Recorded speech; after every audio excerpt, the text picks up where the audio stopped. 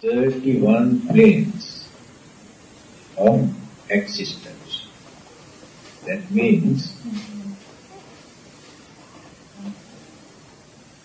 in the whole universe, all those living beings are categorized or divided into 31 groups. Here in this world or in this planet, we can see many of them. Human beings, animals, and although we cannot see, some sort of invisible living beings such as spirits, ghosts, or devils also exist in this world. There is no separate world for ghosts or devils or spirits. They do exist everywhere. Now let us start from the very beginning. Start from hell, from bottom up to the top. Hell is regarded as most miserable, very unfortunate, a state where living beings suffer throughout their life. Sufferings exist everywhere. As human beings also we suffer. But our suffering is not like sufferings in hell. Because we have interval. We suffer, again we enjoy. We cry, again we laugh. Again we suffer. This is our way of life. But in certain places, from their birth up to the last breath, for a long period, no happiness, no pleasure, no laughing, but physically and mentally most miserable and sufferings. No interval. From birth up to the death, not even 1 minute interval to take rest. That is called hell. This is the nature of hell. But hell is not located under this earth or under the great ocean or anywhere. It's very clearly Buddha has mentioned this. We should not think hell is a particular place located under this earth or under the great ocean. And not only one place where there are sufferings from their birth up to the last breath. There you can find hell. As human beings also we suffer in hell. As animals also they suffer in hell. As spirit or ghosts or devils also they suffer in hell. But they have interval. Some have no interval. All the other religions talk about hell. But their concept or their belief about hell is different. To them, hell is eternal, permanent or everlasting. Buddhism says there is no such place. There is no such life that will exist forever without change.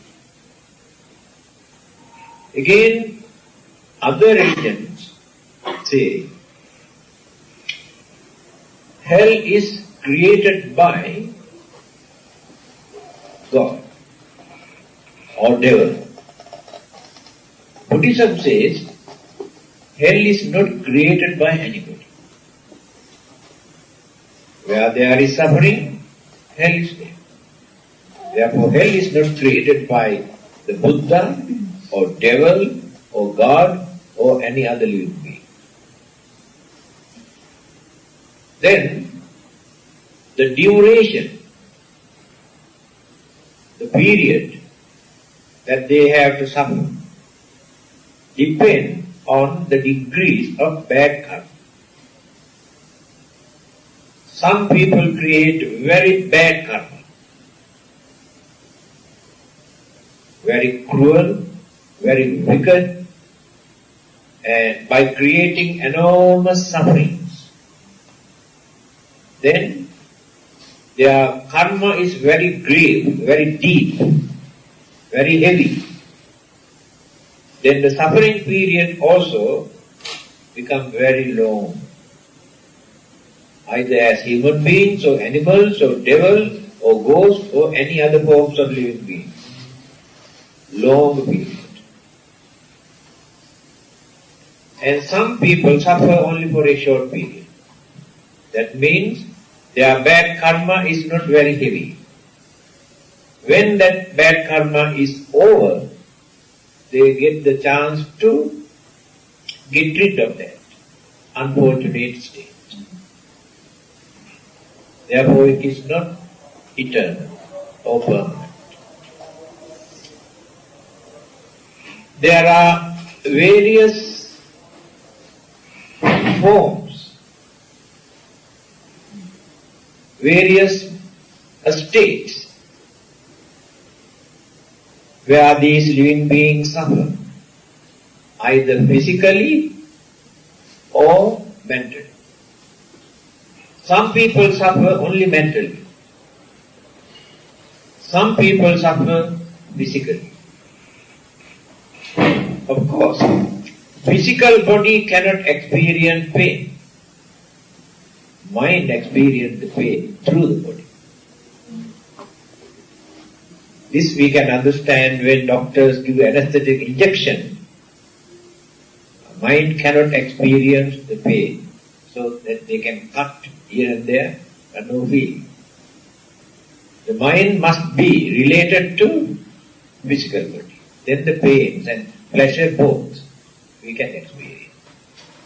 If we separate the mind from the body, no feeling, no sensation. So, now the first unfortunate state of existence is hell. Now you have learned the meaning of hell. What is hell? Where there is suffering, hell is there. That's all. Otherwise it is not a separate or ready-made place under this earth. Then we come to animal life, animal kingdom. I don't know why people use the word kingdom for that. They never say human kingdom. Only animals enjoy that. Very respectable word. Animal kingdom. Animals are very unfortunate. Then you can say certain dogs and cats enjoy their life better than human beings. They get nice food and comfortable bed to sleep and medicines and look after. They have some servants also to look after them. Not in that sense. Why they are unfortunate? Then you have to compare human life with animal life. Then you can understand that animal life is very unfortunate. Whether they get good food or comfortable life or not. Right? They do not know anything about their life. They are in the dark. They do not know how to mold their next life.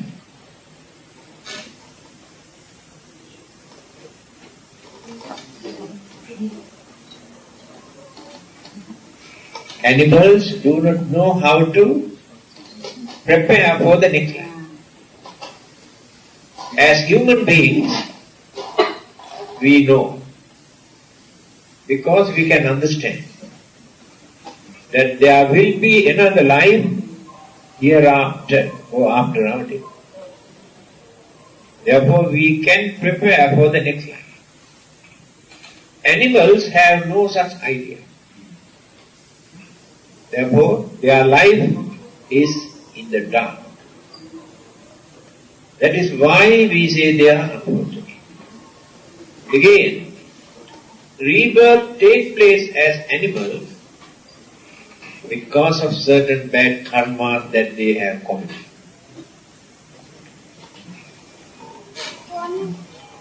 Some human beings behave, live like animals.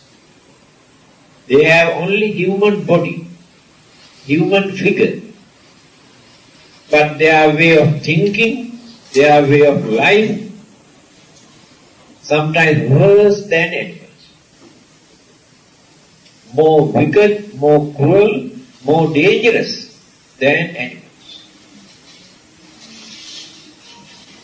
After their death, rebirth takes place as animals.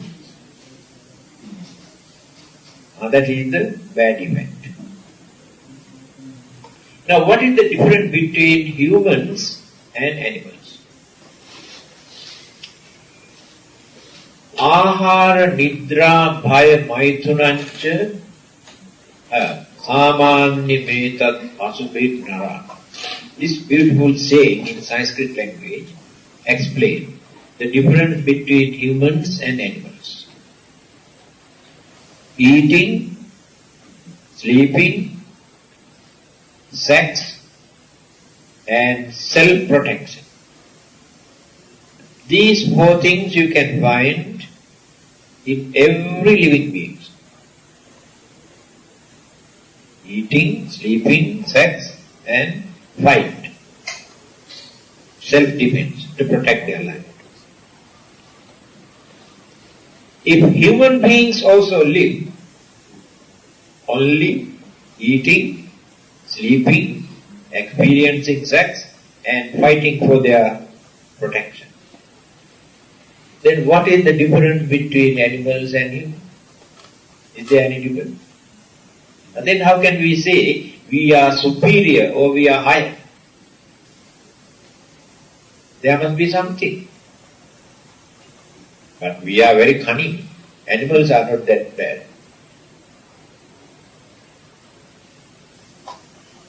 But there is something that we cannot find in animals. Dharmo hi tesang adhiko visesa. We have something extraordinary. What is that? Dharma.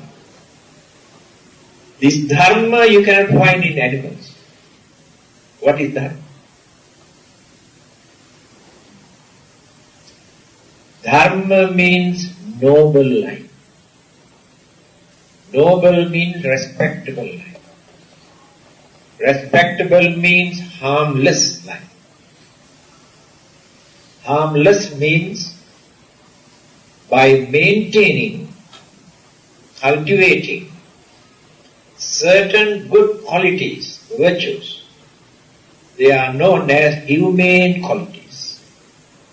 As human beings, we develop humane qualities. To respect our human dignity. By giving due credit to our human intelligence. This intelligence you cannot find in animals. They are not intelligent. They have mind, but very, very limited. For their survival, for their protection, or for their enjoyment. They can extend their mind only for that. But as human beings, we have intelligence. We can extend this intention throughout the whole universe. It is very dark. It is very powerful. If we develop it, this intelligence. So, first time, human beings are the only living beings who have discovered a religion. Religion was not given by God, discovered by human beings. Other living beings have no religions. That is called Dhamma. This Dhamma help us, support us to continue our way of life without suffering, without becoming unfortunate living beings again, without becoming animals, without becoming devils or ghosts or spirits, without becoming unfortunate human beings. You know, there are so many unfortunate human beings in this world. Some are mad, mentally retarded, blind, deaf, dumb, crippled, or stupid.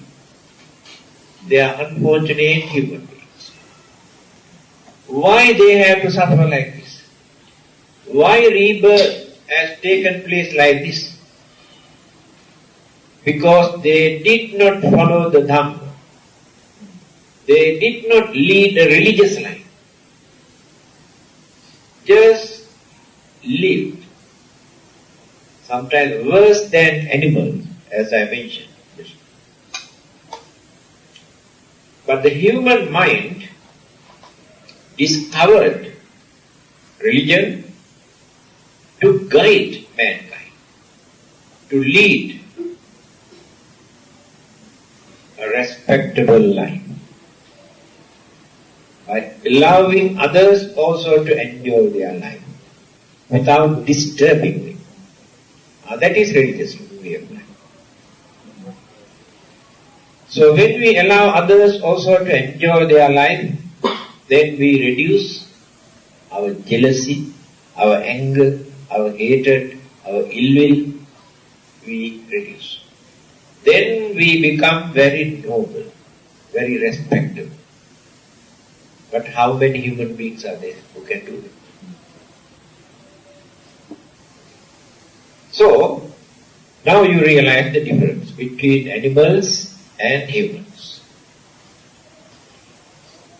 As human beings, we can prepare our next life to be better than this existing life. To be more intelligent, to be more comfortable and peaceful, happy, prosperous life, if we lead a religious way of life, if we follow the Dhamma. That is why a Buddha is important for us, to tell us, to guide us how to make use of this life.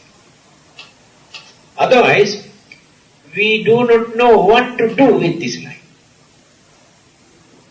We cannot understand. We think the purpose of our life is enjoyment. But the same enjoyment creates enormous sufferings later. Worries, disappointment, unsatisfactoriness through the enjoyment. Therefore, enjoyment is not the main purpose of our life. Then what is the main purpose? Complete liberation, complete freedom, complete bliss or peace.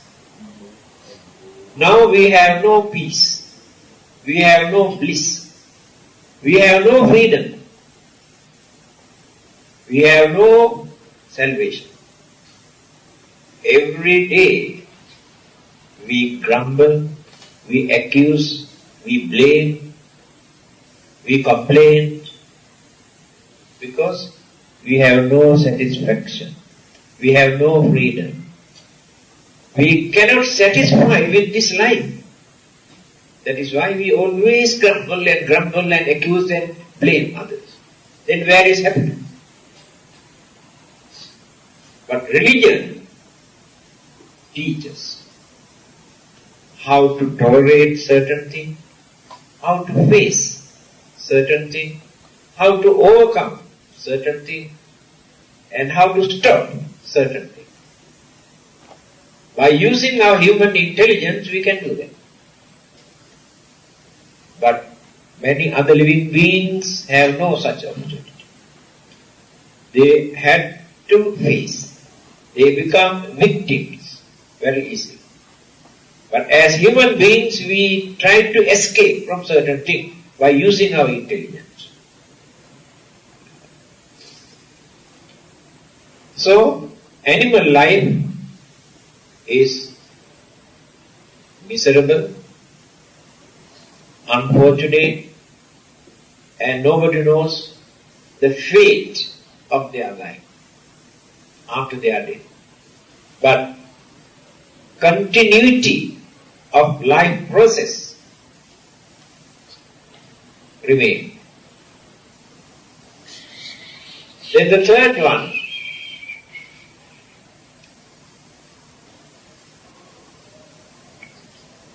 Preta. Preta means a spirit world, are invisible. They do exist here in this world. There is no separate world for them. Of course, you believe that your good friends sleep for 1 year and there's a particular day they get up and come out. And you prepare something for them during that period. You call them hungry ghosts.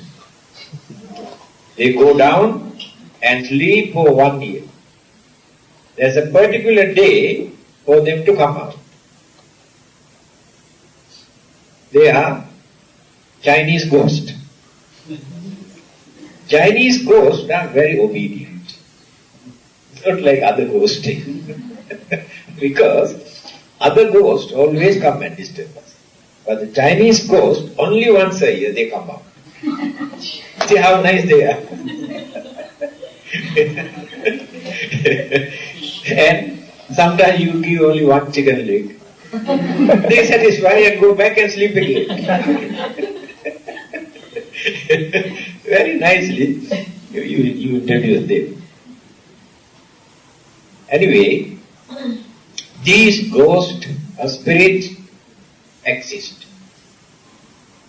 We cannot deny, we cannot say there are no such living beings. Why they are invisible? Why we cannot see them? Do you know the reason?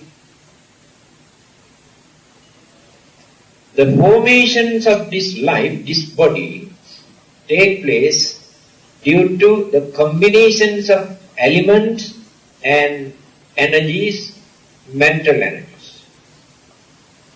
Three things there. Mental energy, cosmic energy, and element.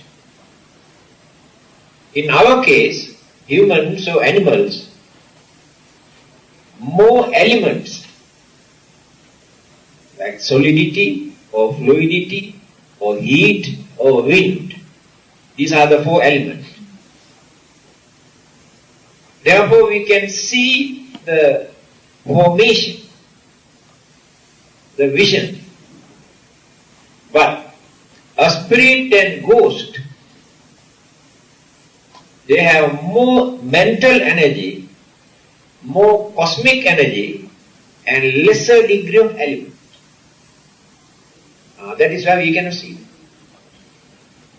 When we develop our psychic power or attain Arahanthood or the Buddha, then through their wisdom we can see these ghosts or spirit or whatever.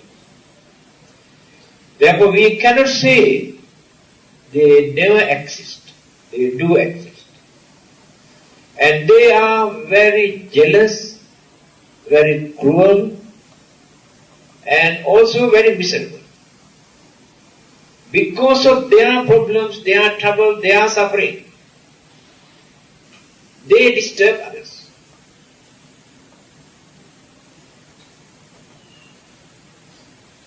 Why do they disturb? Because of jealousy, anger, and intolerant mental attitude. Not like human beings or animals. They always disturb others. Now let us take a snake, Cobra, poisonous snake.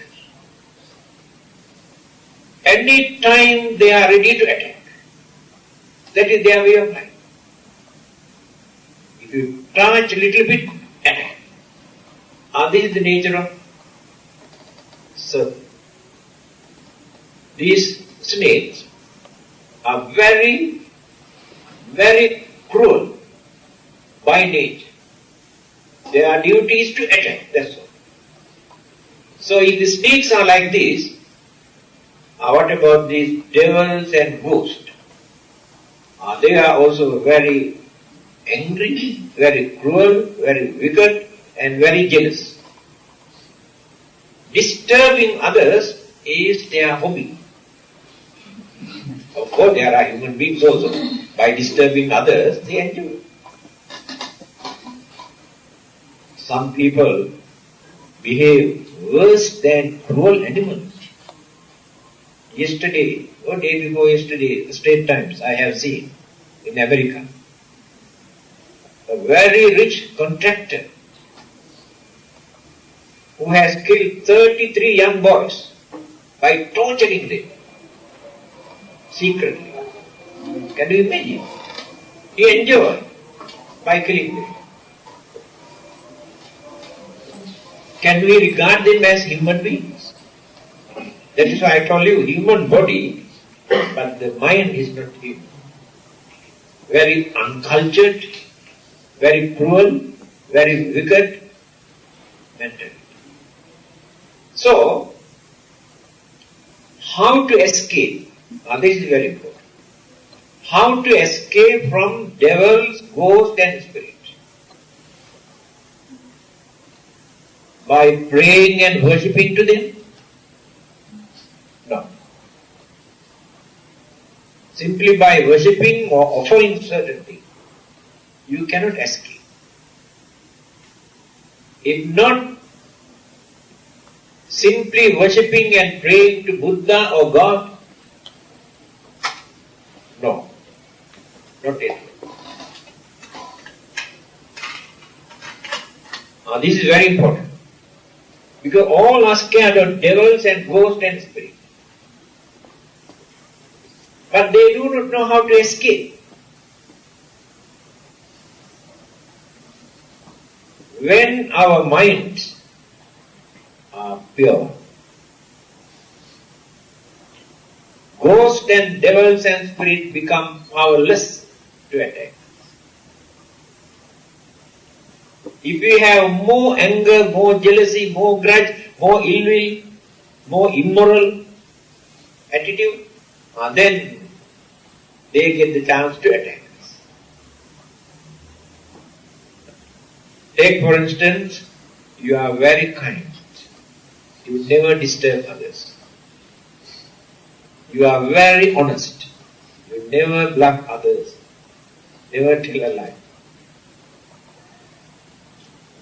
And you always extend your sympathy towards others, assist and support. You never hurt others, either by scolding or accusing or beating. You never hurt others because of your kindness. Such kind-hearted, compassionate people will be free from their attack, because they never, devils or ghosts never attack. They cannot do that. Not only devils and ghosts, even fierce animals also never disturb. There are certain monks and some people who meditate in the jungle, where there are fierce animals like lions or tigers or pythons, but they do radiate their kindness and compassion, metta, every day. And those animals also never come and disturb, because the environment around that area is completely different. They smell it, they feel it. That is the power of mental energy that we radiated with kindness and compassion. That is why I told you, this dharma, this religious way of life, always protect us and guide us. Dhammo have rakhati dhammachari, the beautiful sayings in Buddhism. If we live by following certain religious principles, but these religious principles, this dharma, always protect us. We get the chance to avoid or escape certain misfortune, accident, and sudden death or injuries and disturbances. The dharma always protects us. That is why we have to learn by thinking, by knowing, through our understanding, how to make use of this life. So, there are different groups of devils and ghosts and a spirit. Those who have created very bad, very wicked, very cruel deeds, because of their hatred, their anger, their jealousy, after their death, rebirth take place as either ghosts or devils or spirits. Then, those who are very stingy, never think of others. They earn, they enjoy, never give even a single cent for the benefit of others. Greedy, stingy, and they never create any good karma. Just enjoy their life, thinking this is the purpose of life. So what will happen? After they are dead, they never get the chance to be born as human beings. Because they have not accumulated enough good karma to be born as human beings. They abuse human life without using their intelligence. They enjoy their life, worldly way. But we can enjoy our life in religious way. This enjoyment we can continue to our next life. The happiness that we gain through religion by helping, supporting, assisting others, we enjoy while we are here in this world, and after our death, when rebirth takes place in the next life also, we enjoy our life. Idha nandati, veccha nandati, the Buddha says. Idha nandati, here they enjoy their life. Veccha nandati, hereafter, after their death, also they enjoy their life. Because of their happiness that they gain by doing meritoriously, religious work, helping others. And this is the way how to make use of it. Then some others who develop their cruelty, enmity, anger, all the while, day and night, boiling and boiling and boiling with anger and hatred and cruelty and enmity. They have so many enemies. If they die with those evil thoughts, hatred, anger, jealousy and enmity, by hating some people as his enemies, they never get the chance to be born as human beings again. People cannot understand how dangerous this mentality. That is why some understanding people, before their death, they apologize. They approach their enemies. If I have done something wrong, please forgive me. Many people do that before they are dead, because they know this will disturb their next life. If they die with that enmity or with that anger. So it is very dangerous. So, after their death, what will happen? They also become some of those devils or ghosts or spirits. Because of that anger. And some others, by leading very unhealthy, meaningless, immoral, harmful, dangerous life, by encouraging others also to do the same thing. After they are dead, it is difficult for them to be born as human beings. They also become either spirit or ghost or devil. For a long period they do exist, not like human beings or animals. Their lifespan is higher than humans and animals. Their lives is unfortunate, full of suffering, and again after their death, they also die. After their death, sometimes they become worse than devils or ghosts, because throughout their life they disturb others. This is the uncertainty. Then come to human life.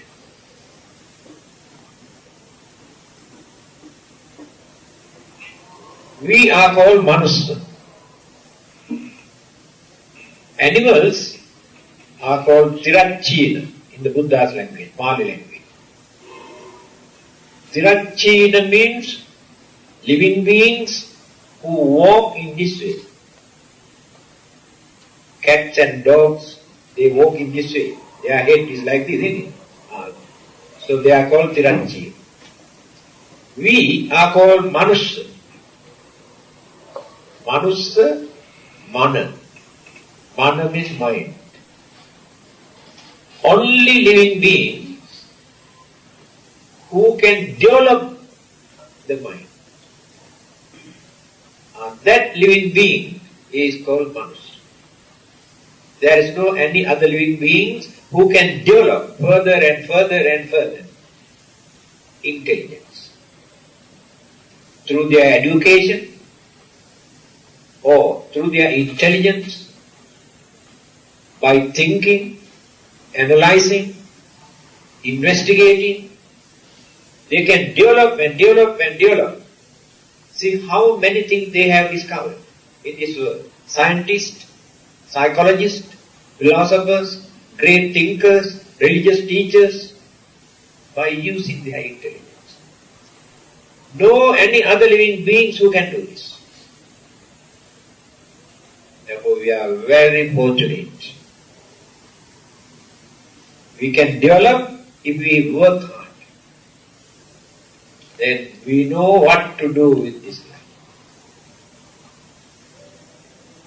Once. What is the purpose? Purpose is to see the end of all our sufferings. Now that is the purpose.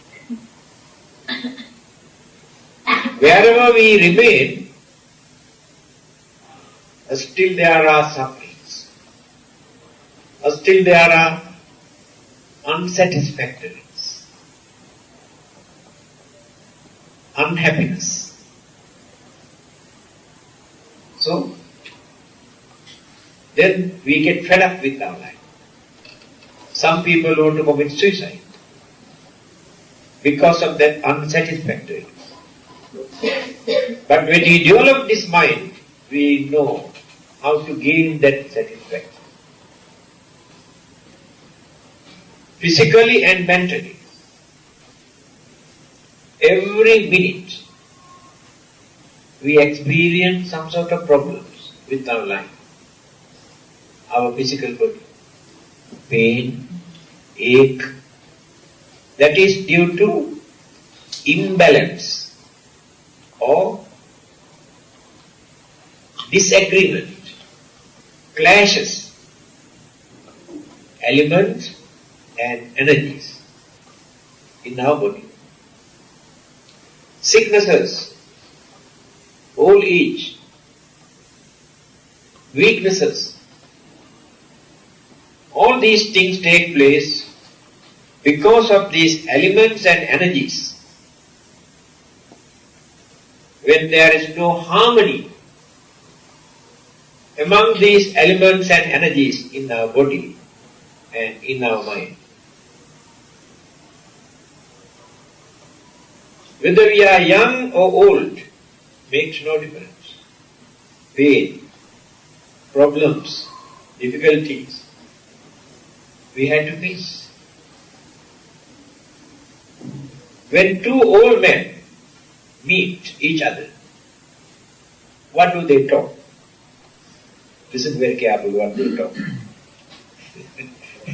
One man talk about his diabetes, the other man talk about his heart trouble, the other man talk about high blood pressure, the other man talk about gastric ulcer, and other man talk about cancer, another person talk about tumor.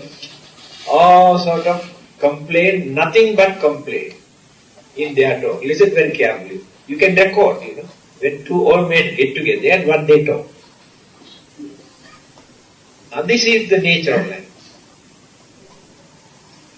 So, existence with this physical body in any part of the universe create troubles, problems, pains, difficulties. So liberation, salvation, freedom from the religious point of view is free from all these conflicts. Even 1 minute we are not free from these problems. So when we attain the higher stage of sainthood, then we will be free. No complaint, no worries, no disturbances, no fighting, no crying. Then we are free. Then we really enjoy our life. Now we are not enjoying, we are struggling. We are struggling for our survival, for our living. We work very hard to enjoy life. While working to enjoy, we kick the bucket. Halfway. No chance to enjoy life. This is the nature of life. So human life, among these 31 planes of existence, living being, human life is the highest. I can tell you. Why only a human being can become a Buddha? Nobody else. A God cannot become a Buddha. Devas cannot become a Buddha. That intelligence is not there. Human intelligence is higher than all the other living beings' way of thinking. That mental development can be done only by human beings. And there are no human beings in any other part of the universe. This is the only place, only planet where human beings exist. The Buddhas never exist in any other part of the universe. Only in this world. Human beings can understand the meaning of life. Others do not know. Others do not know anything about their life. As I mentioned just now, as humans we can prepare for our next life, not to become miserable. But others do not know how to do that. Alright, now let us come to Devaloka, heavens. There are 6. So when they come and ask you to join with them to go to heaven, you can say, you have only one heaven, but we have 6. And we can choose one of them, but you have no choice. You do not do that. we can choose which heaven that we like to enjoy our life. There are names also given. Jatum Maharajika, Tavatingsa, Yama, Tusita, Nimman Rati, Paranimmita Vasavan. 6. And the life's span, duration of existence of their life,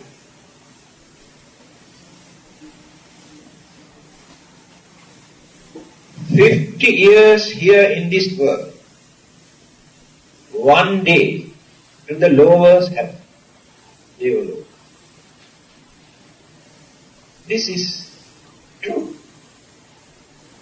28 days here in this world, 1 day to moon.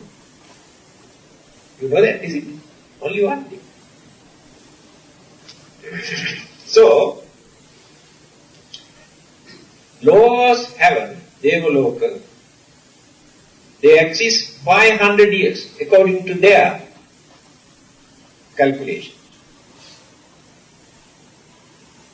500 multiplied by 50, how much? How much?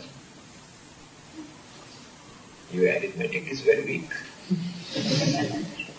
500 multiplied by 50. How much? 25,000. 25,000. They can exist 25,000 years. Lowers heaven. Enough. And there is no old age. There is no childbirth. So ladies are free from that problem. Yes, they do not give birth like humans and animals. But they adopt these newcomers as their children. They are not children. They do exist as they appear. No old age. How nice. No old age. And they have everything. Very comfortable, enjoyable life. Then how do they get this? Very fortunate, comfortable, prosperous life. How do they get it? Can you tell me? Now if you want to go to heaven, is there anything that you have to do? Simply by praying and worshipping you cannot go to heaven. These are accumulated good deeds that they have done. That is one thing. But that is not enough. Definitely we must have good karma. But these good karmas are not enough. You must have some other forces. Here the Buddha says, Satchan bhane nakujjaya dajja appasmimpi ajito. 3 things are there.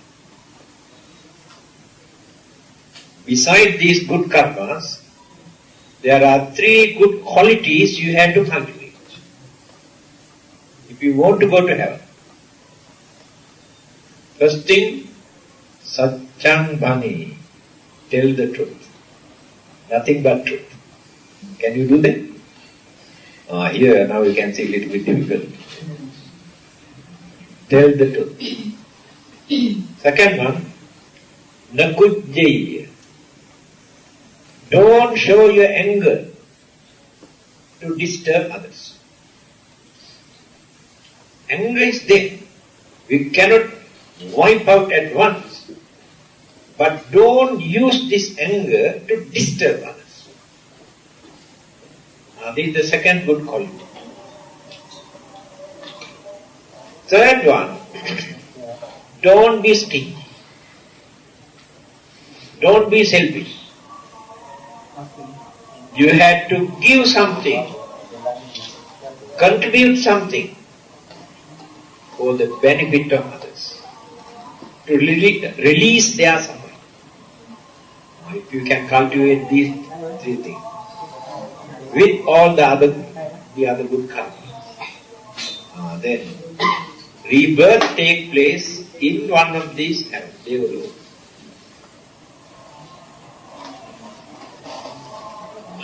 Again, the difference between Buddhism and other religions.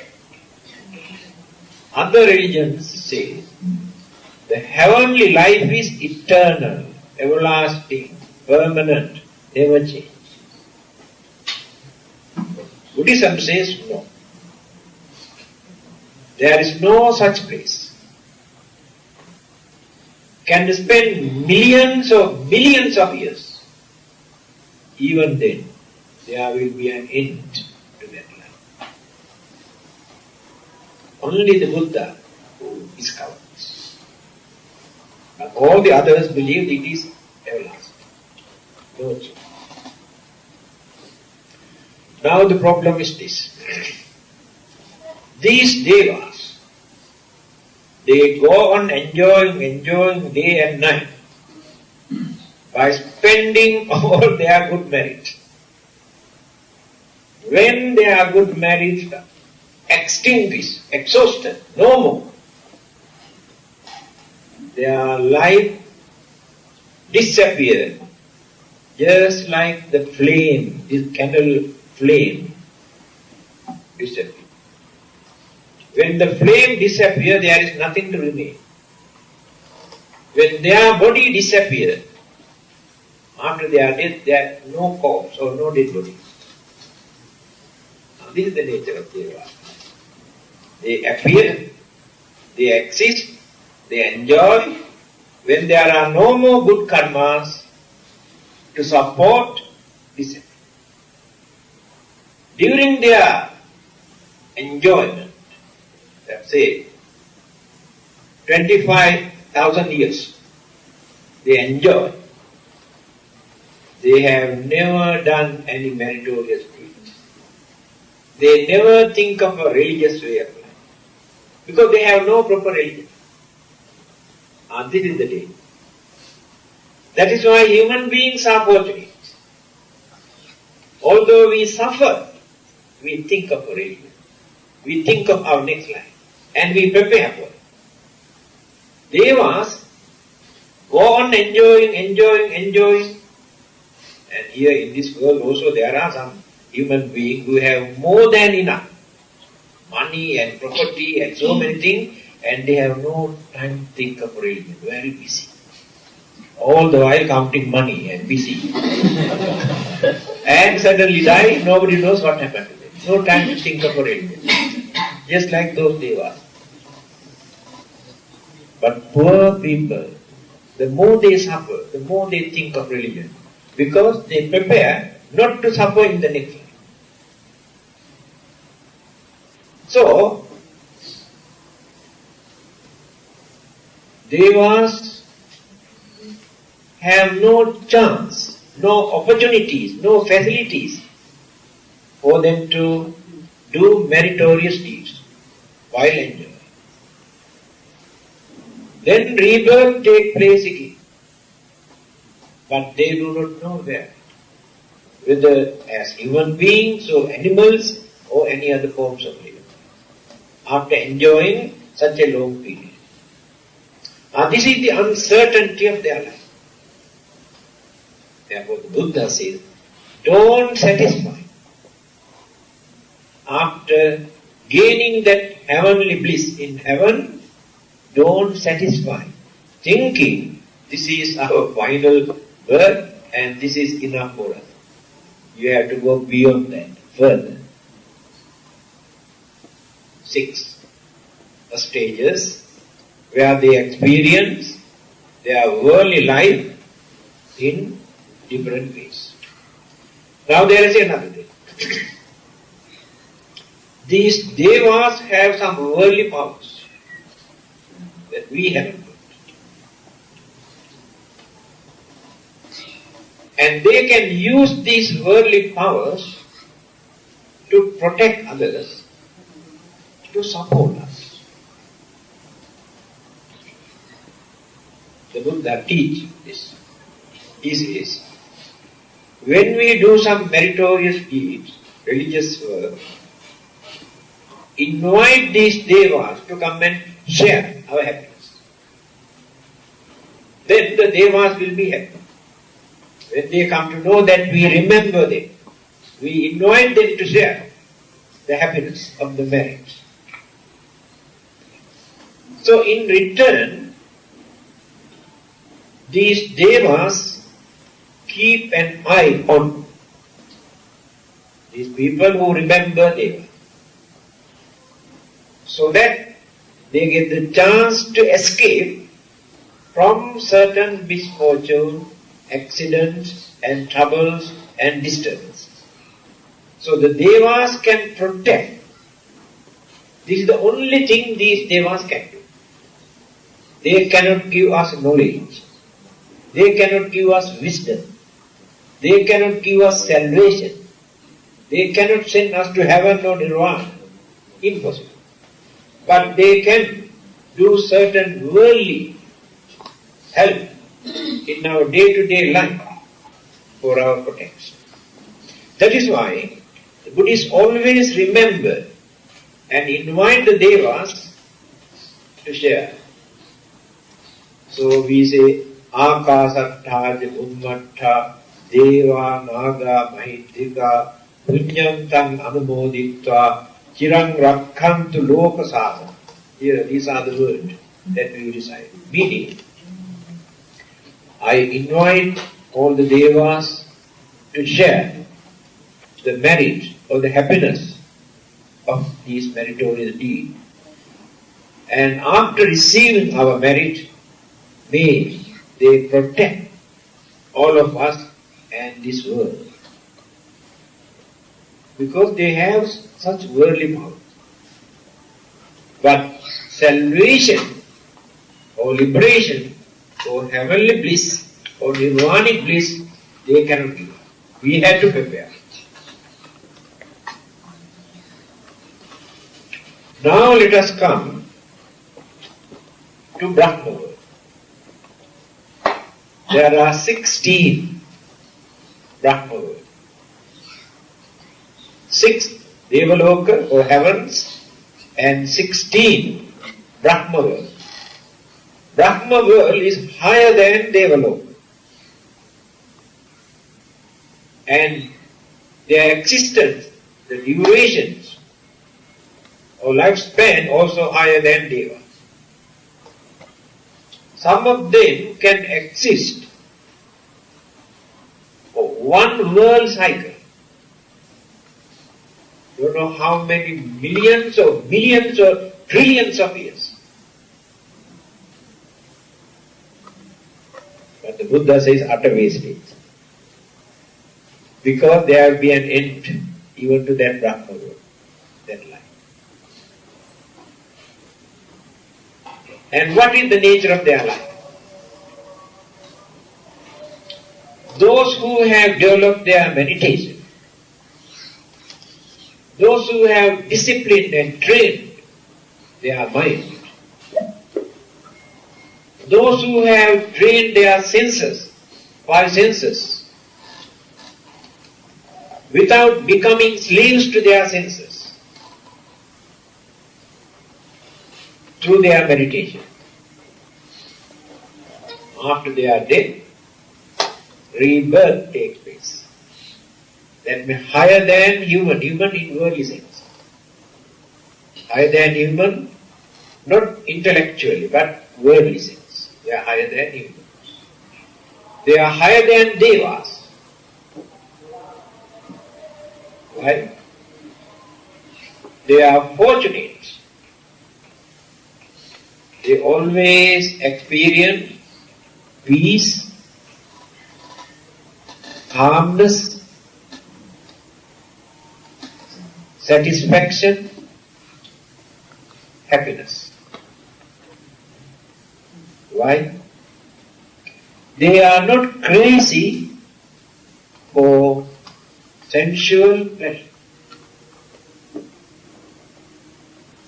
Here in this world, where human beings and animals exist, all their problems, troubles and violence and bloodshed and war, killing each other because of the sensual pleasure.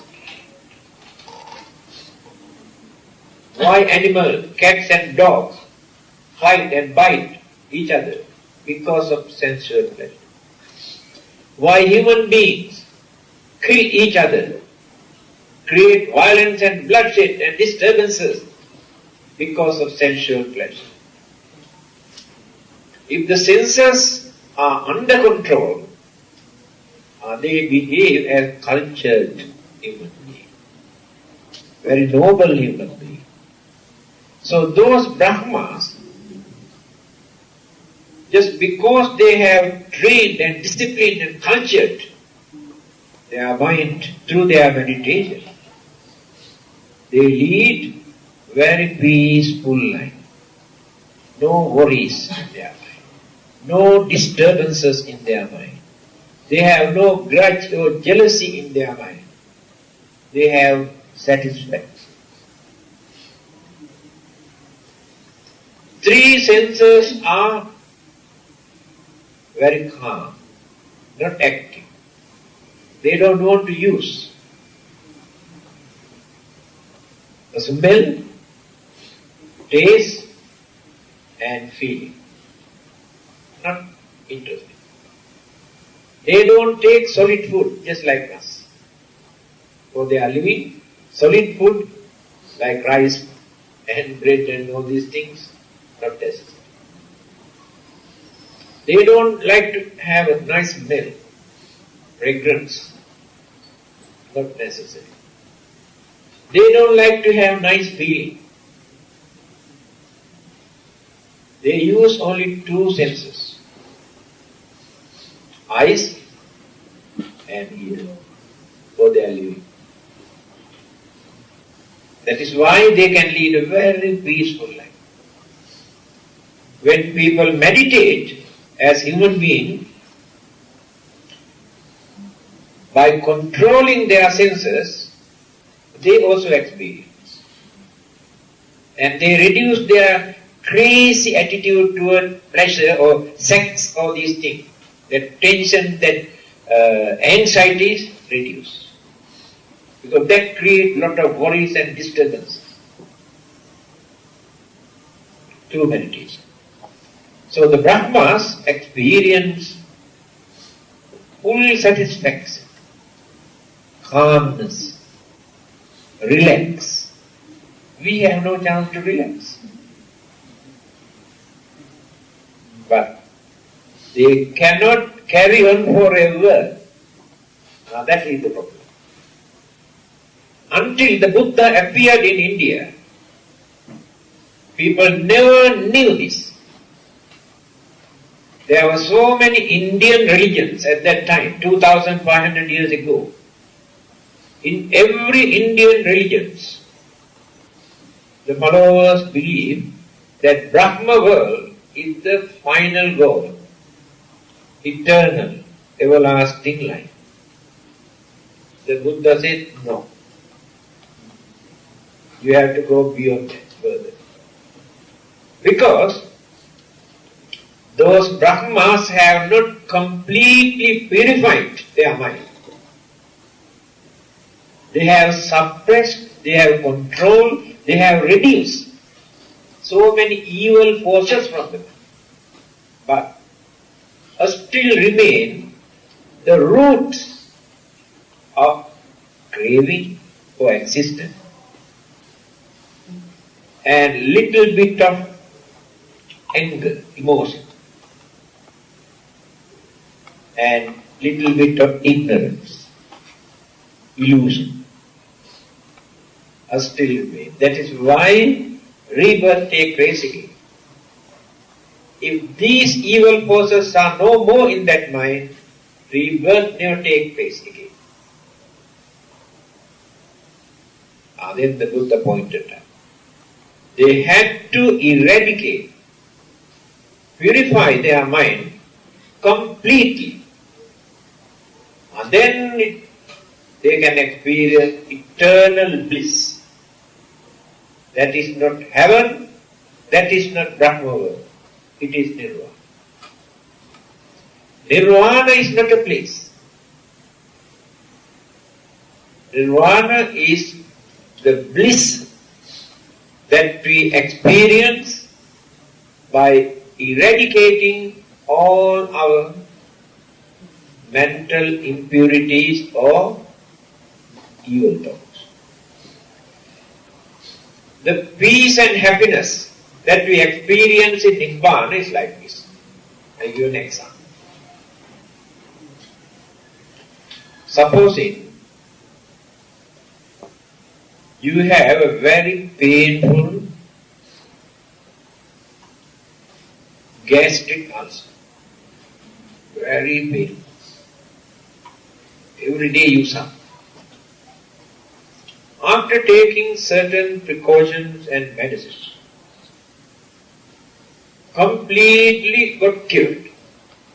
No more gastric ulcer and no more pain. And you are very normal.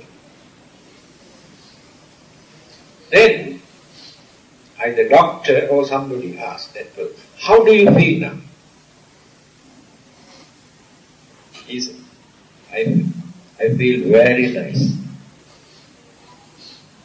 Can you tell me what is that nice?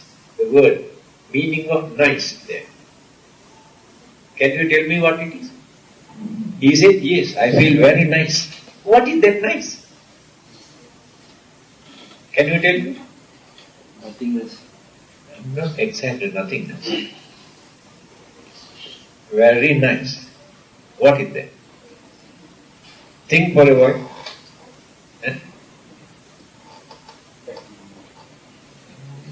Not the correct answer. Correct? That's right. That is the correct answer. No more pain. Nice means no more pain. Otherwise there is nothing to show. This is nice.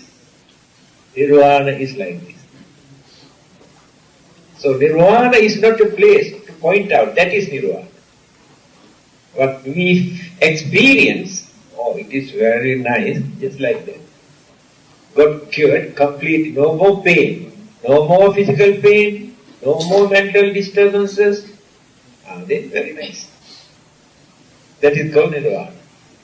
But this Nirvanic bliss we cannot gain simply by worshipping or praying or what you call experiencing heavenly bliss or Brahma world. Still remain within these 31 planes of existence, wheel of existence. That is called repeated birth and death, birth and death, birth and death. That is what we are doing. Now in Brahma world there are two more.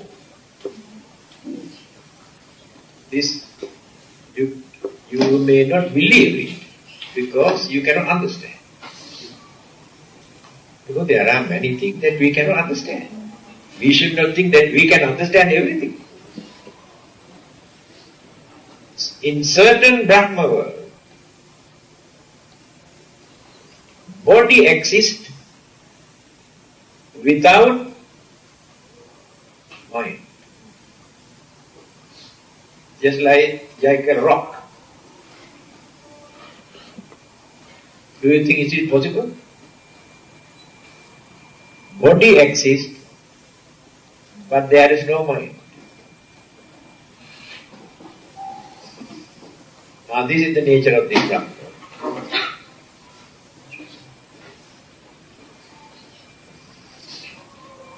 Who are these people? During their previous birth, they develop that particular meditation to control the mind. Mind controlling meditation. So they have stopped their feeling, sensation completely. But mental energy remains there. Mental energy is not functioning. After their death, rebirth takes place in this particular Brahma world. Physical body remains, but no feeling, no pain, nothing. It is a life. Long period. They remain there. The Buddha did not encourage people to practice this kind of meditation, to wasting their life there. Now this is another group, among these 31 planes. Another group, mind exists without a physical body. It is more difficult to understand. Mind remains, but no body. Do you think it is possible? Yes, for you it is impossible. For them it is not impossible. Because you cannot understand. It is not impossible. You have to think in that way. It is not impossible. Why? They have developed their meditation to reduce their craving attachment toward this physical body. They concentrate very deeply and analyze this physical body, this ugliness, ugly and dirty and filthy thing in this world. Although we maintain this as most precious thing in this world, it is the most dirty and ugly and filthy, smelly. How many times a day we have to wash and clean? Here you can understand how dirty this body is. So they develop this meditation. Then completely get fed up with the physical body. And they have reduced their craving attachment toward the physical body. After their death, when rebirth takes place in that particular Brahma realm, life energy, because no one can see the life. This is not life, this is body. This is the house for that life to exist. We have a wrong idea because they think this is the life. This is the shelter. This is the house for that life to exist. Life is an energy related to mental energy. Mental energy sustain, maintain life process. So, life can exist without physical body when we analyze in this way. Because the mental energy remains there. So that energy, life process, also remains millions of years. Again, there will be an end to it. All the 31 planes of existence belong to these groups. So here, now we are spending as human beings. If we abuse this human life without using properly, there is no guarantee that after our death, again we can get back this human life. This is the answer. If you abuse and misuse this physical human body, in the next birth you become more fortunate to have 4 legs. Today you have only 2. In the next life you can get 4 legs. That means you abuse the human life. Very difficult to become human beings again. If you do very bad, very cruel, very harmful, dangerous thing, you have no chance even to become an animal. Go beyond that. Worse than animals, like devils, ghosts, or spirits. Or hell. Hell means suffering. Therefore we must know how to make use of this life. We should not be so greedy, jealous. We should not develop our hatred, anger. We should not create enemies. By showing our anger, we harm ourselves. We harm others. That is why we need a religion. Religion teaches us how to make use of this life peacefully. Religion teaches us how to die without fear, without worries, without disturbances, how to die with hopes and confidence. Religion teaches us how to prepare our next life after our death. Without religion, all these scientific subjects, whatever worldly subject that you use, they cannot create this. Only religion.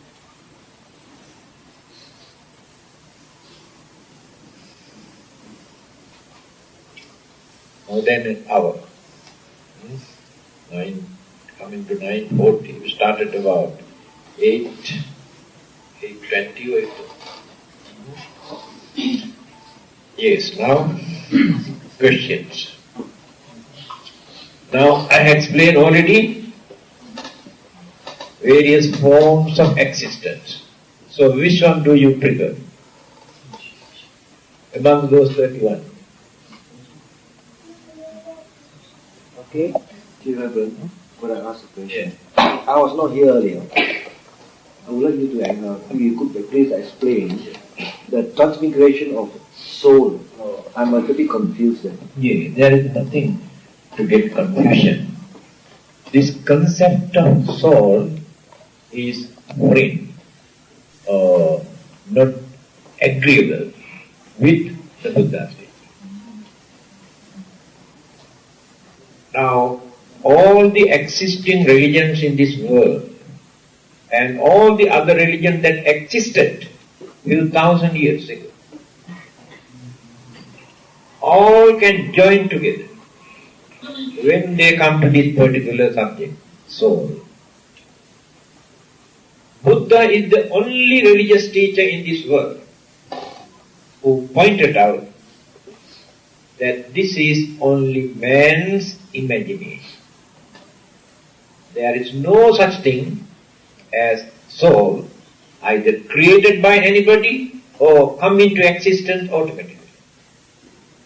Then he explained, what is soul? Where is it? What it is? Nobody knows. Alright. Buddhism says, mental energy is responsible for our life. When that mental energy is purified, life becomes fortunate. When that mental energy is polluted, then the life becomes miserable. Now let us take another example. We take 3 glasses here.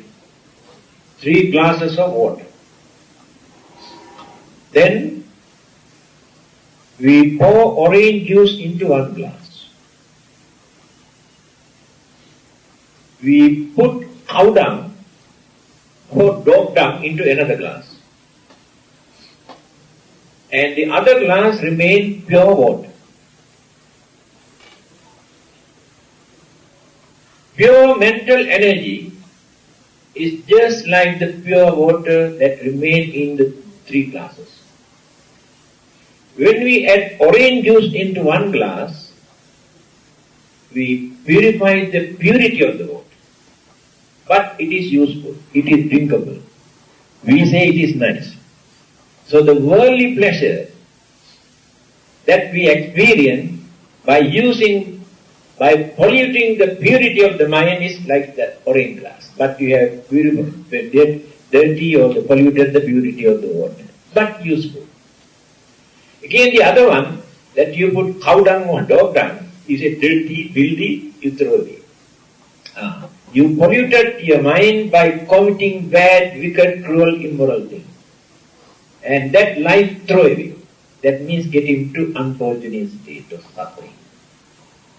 Very easy to understand. So the mind is responsible.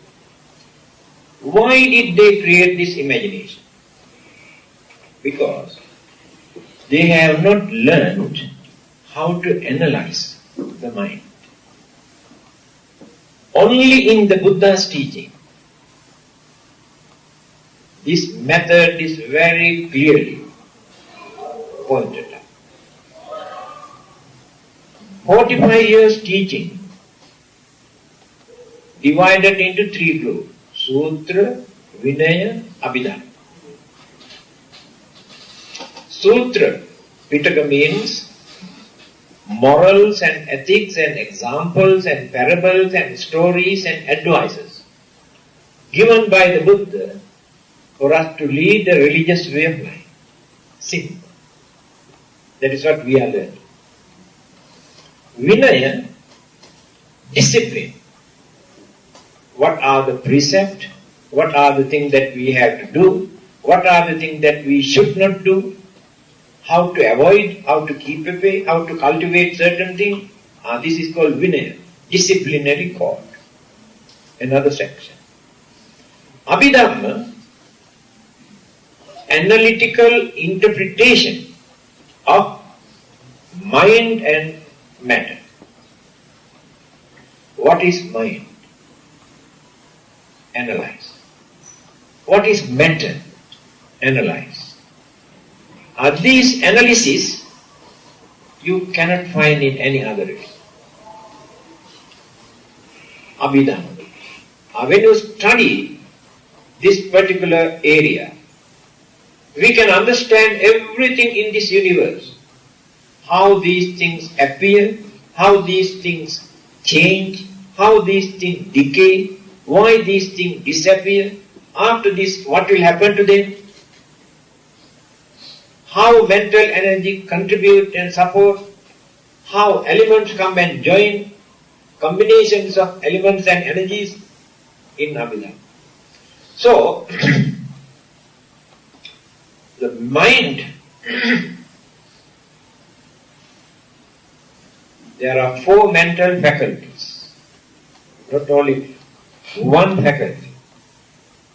Mind is one, but there are different functions, different duties. Vedana, Sanya, Sankhara, Vijnana. These are the 4. First thing, Vedana, our feeling. Pleasant, unpleasant. One mental faculty experience. Second one is Sanya. Sanya means perception. Perception means we recognize, identify. This is so and so.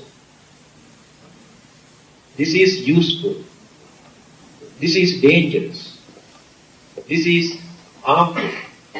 That recognition is done by this particular mental faculty. Another area. Third one is called Sankhara. Sankhara means all our mental habits, wholesome, unwholesome, or good or bad, our character, our behavior, our nature, our temperament, our attitude, our moods, all these things are there. Natural, by birth. Not given by the parent, not given by God, but our own.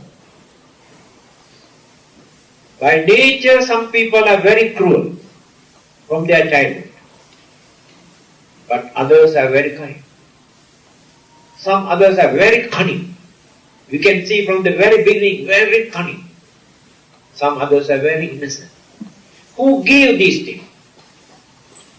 Nobody. They are own. And some are very generous. From their childhood we can see. And small children I have seen, when they get some sweet, some of them go and share with other children. Some others, I never give to others, small children. And that is their own character. Father or mother never taught them to be like this. And some of them are criminal minded. Some are very religious minded. All these things are there in that sankhara. In the modern psychology, it is called collective consciousness. In our subconscious mind, all these mental habits. Then we have our hobbies. Fishing, shooting, collecting stamps, collecting film stars photos. These are our hobbies. collecting hats, collecting shoes. All sorts of these become our habit. That means what we have done during our previous birth. I remember these sayings of the Buddha. Very easy to remember. We are the result of what we were. We will be the result of what we are. Can you remember? Can you understand this? We are the result of what we were. If our life is pleasant, peaceful, nice, fortunate, prosperous, this is the result of all the good deeds that we have done during our previous birth. If our life is miserable, unfortunate, and enormous troubles and worries and disturbances, this is the result of what we were. All the bad things that we have done during our previous birth, we are experiencing here. We will be the result of what we are. Our next life takes place according to our way of life today. What we are doing, either good things or bad things. So, all these things are there in that third mental faculty. When people hypnotize a person, they can dig out so many things, even the previous birth also. And Arahantas, when attain sainthood, they recall, they remember all their previous activities in their subconscious mind. But people never knew these things earlier. Only the Buddha dig out all these things. And the last one is called Vijnana, consciousness. Consciousness means five senses bring object from outside into our mind. Give new information. The smell, the taste, and the vision, and the sound, and the feeling. Give some information to our mind. And mental image. Mind itself creates thought and imagination and image. Again, those four mental faculties, among those four earlier mentioned, our feeling, our recognition, our habit. These three mental faculties also contribute to that consciousness. Good karmas, bad karmas, our habit, our nature, our character, all these ingredients are there. So when that consciousness departed from here, transmitted from here, after our death, it is not the soul. People would not understand. So when that consciousness departed from here, again combined with the external cosmic energies and elements. After that, settled down in the mother's womb. Then, so there is no place for soul in Buddhism.